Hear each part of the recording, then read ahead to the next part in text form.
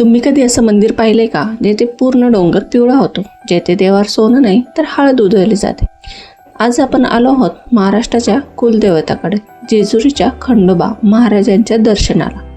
Video शेवटपर्यंत बघा, कारण या व्हिडिओमध्ये मी तुम्हाला दाखवणार आहे जेजुरीचा इतिहास, पायऱ्या, दीपमाळ आणि सिक्रेट स्पॉट.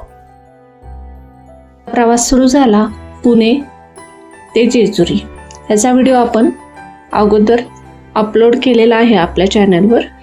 आपण हडपसर, फुरसुंगी, सासवड आणि शेवटी जेजुरी या मार्गाने आलो आहोत. रस्त्यात तुम्हाला दिसतात डोंगर, शेत आणि शांत वातावरण. आज आपण आलो आहोत खंडोबा येथे जेजुरीला. नमस्कार, मी विजय, आपले स्वागत आहे ट्रॅव्हल तडका या चॅनलवर. जेजुरी हे फक्त एक मंदिर नाही, तर ते आहे महाराष्ट्राचं एक श्रद्धास्थान. येथे बसलेले आहेत खंडोबा महाराज. खंडोबा म्हणजे भगवान शिवांचा अवतार मानला जातो. हे मंदिर डोंगरावर आहे आणि तेथे पोहोचण्यासाठी तुम्हाला चढावं लागतात 200 ते 250 पेक्षा जास्त पायऱ्या. जेजुरीच्या पायऱ्या चढायला लागले की एक वेगळी ऊर्जा जाणवते. दोन्ही बाजूंना आपल्याला हळदीचं, प्रसाद याची खेळण्याची दुकानं पाहायला मिळतात. सगळीकडे फक्त पिवळा रंग दिसतो. येथे लोक येळकोट येळकोट, जय मल्हार असा जयघोष करत पायऱ्या चढतात. सकाळी लवकर आलो तर गर्दी थोडी कमी असते आणि ऊनही कमी लागते. तरी इथे पायऱ्या चढताना वरती कागदाचे असे छत बनवलेले आहेत, त्यामुळे उन्हाचा झळका थोडा कमी लागतो. जेजुरी म्हणजे हळदीचं मंदिर. येथे भक्त देवावर हळद उधळतात आणि पूर्ण मंदिर पिवळं होतं. हा अनुभव खूप वेगळा आहे. चंपाषष्ठीला खूप मोठी यात्रा भरते. त्या दिवशी जेजुरीला लाखो भाविक येतात.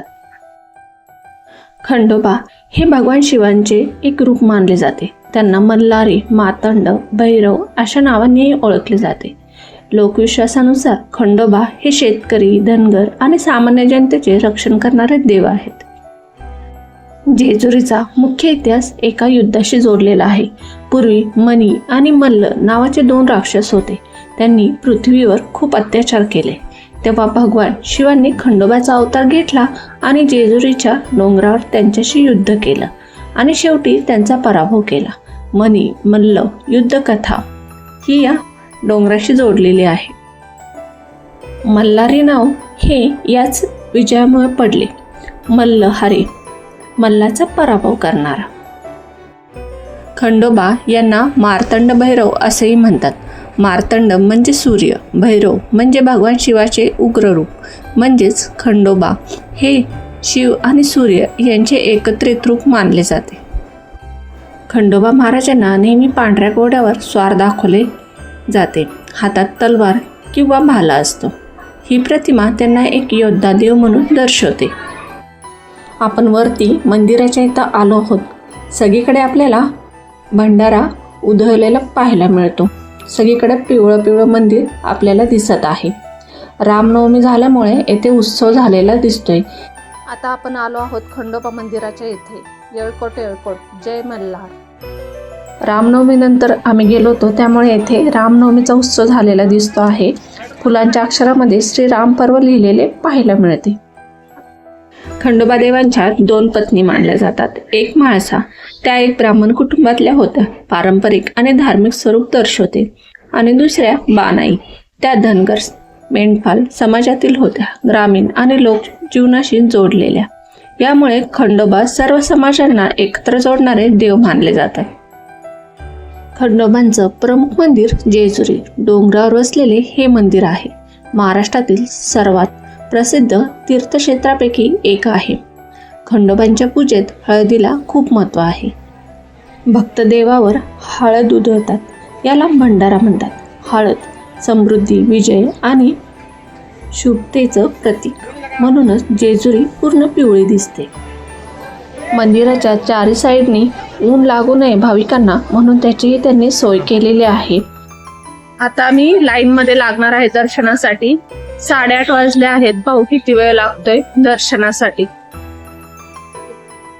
खंडोबा हे फक्त देव नाही, तर महाराष्ट्राच्या लोकसंस्कृतीचा भाग आहे. गोंधळ, जत्रा, भजने, लोककथा आणि परंपरा मंदिराचा इतिहास आणि परंपरेनुसार हे मंदिर सुमारे 800 ते 1000 वर्ष जुने मानले जाते. जेजुरी परिसरात खंडोबाची पूजा 12व्या-13व्या शतकापासून सुरू असल्याचे मानले जाते. सुरुवातीला हे एक साधं देवस्थान होतं डोंगरावर.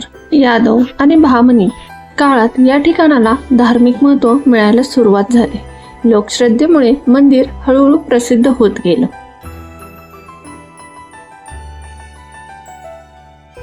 बाजीराव पेशवे आणि इतर पेशव्यांनी मंदिराचा मोठा विकास केला. मंदिराचा विस्तार करण्यात आला. मोठ्या दीपमाळ बांधण्यात आल्या. पायऱ्या आणि किल्ल्यासारखी रचना तयार झाली. आज आपण पाहतो ते भव्य मंदिर मुख्यतः 17व्या-18व्या शतकात विकसित झालेले आहे. खंडोबा देवांचे दर्शन घेऊन आम्ही बाहेर आलो. त्यामध्ये व्हिडिओ काढायला मनाई आहे, त्यामुळे मंदिरातला व्हिडिओ आपण काढलेला नाही.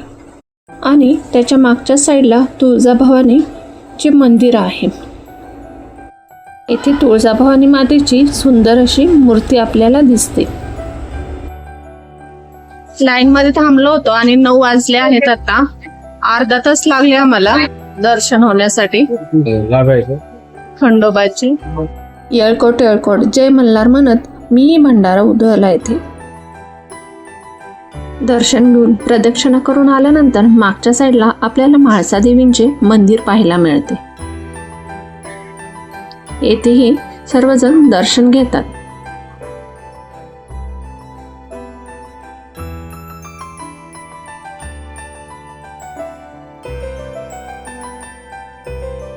जेजुरी गडावरनं सुंदर असे आपल्याला जेजुरी गाव पाहायला मिळते. मंदिर डोंगराळ किल्ल्यासारखं बांधलेलं आहे. अंदाजे 200 ते 250 पायऱ्या चढून आपल्याला दर्शन घ्यायला यावे लागते. परिसरात 300 दीपमाळा आहेत. म्हाळसा देवींचे दर्शन झाल्यानंतर त्याच्या साईडला आपल्याला थोडेसे खाली उतरून गेले की पश्चिम दरवाजा आहे. पश्चिम दरवाजातून खाली उतरले की आपल्याला जे समोर डोंगर दिसत आहे ते कडेपठार आहे. कडेपठार हे खंडोबांचे जुने मंदिर आहे. येथे 700-750 पायऱ्या आहेत. मंदिराच्या परिसरात बसल्यावर आपल्याला जागरण गोंधळाची गाणी ऐकायला मिळतात.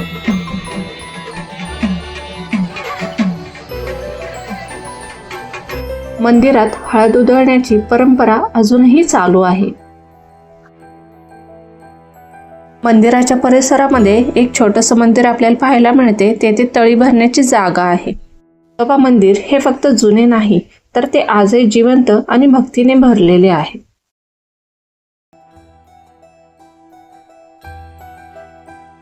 मंदिरात दर्शन घेतल्यानंतर आपण खाली उतरताना डाव्या साईडला बानाईंचे मंदिर आहे.